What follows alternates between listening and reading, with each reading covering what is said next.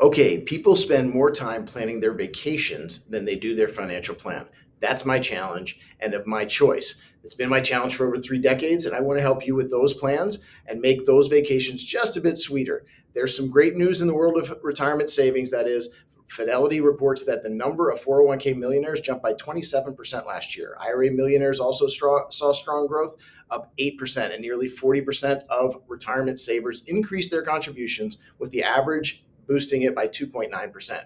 Happy Friday, everybody, and happy Purim. Today is March 14th, 2025, and this is your Friday planning video. Let's talk about something that, as we quickly approach April 15th, comes to mind a lot: the hidden tax trap in growing IRAs.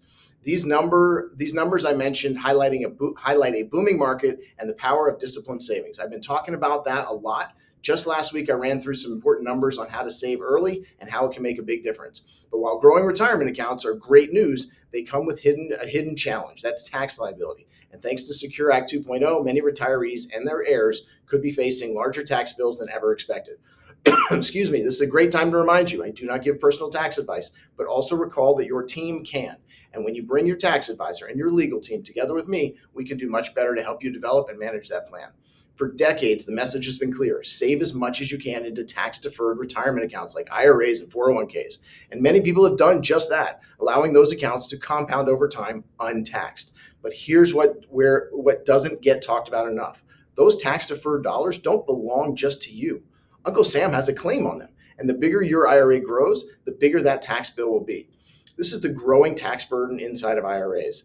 Let's break it down. If you have $1 million IRA, and that's not really $1 million available to you, it's $1 million before taxes. Now, depending on your tax bracket, you could be looking at a net value that's significantly less. And under current law, required minimum distributions force you to take money out starting at age 73, whether you need it or not. That's taxable income, which could push you into a higher tax bracket and increase your Medicare premiums. Let's touch on the Secure Act 2.0 and inherited IRA changes.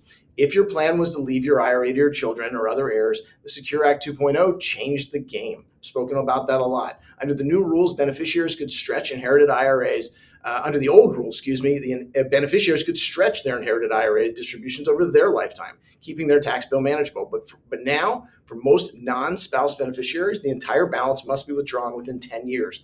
This can create a major tax headache. If your kids are in their peak earnings, for example, when they inherit your IRA, they'll have to withdraw large sums on top of their existing income, potentially pushing them into higher tax brackets. That means a bigger chunk of your hard-earned savings goes to taxes instead of your family.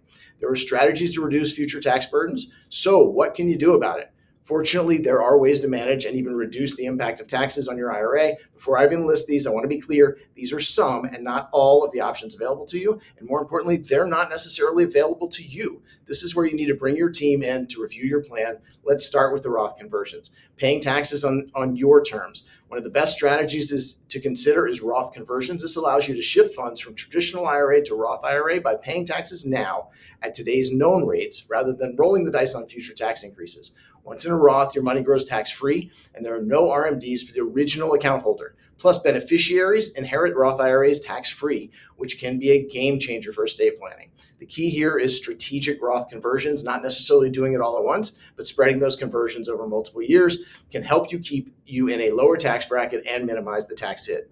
Asset location. Talk about that a lot also. Balancing pre-tax and after-tax contributions. If you're still working and saving for retirement, now's the time to think about the tax efficiency of your contributions.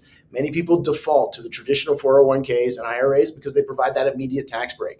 But Roth 401ks and Roth IRAs give you tax-free growth and withdrawals later. If your employer offers Roth 401k options, consider diversifying your savings by contributing to both pre-tax and the Roth accounts. This is a key detail that you need to talk to your accountant about. Next is for those who are charitably inclined. Qualified charitable distribution is a powerful way to reduce your tax burden. If you're age 70 and a half or older, you can transfer up to $100,000 a year directly from your IRA to a qualified charity. This counts towards your RMD, but it does not count as taxable income. That's a win-win. You fulfill your charitable goals while keeping your taxable income lower. As you know, this is just one of the many plans we use here to manage your charitable giving, so please let's be sure to discuss this.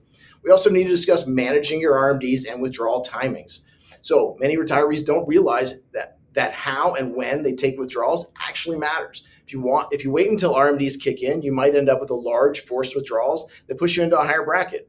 But by proactively withdrawing your IRA in lower income years before RMDs begin, you can control your taxable income and potentially reduce your lifetime tax bill.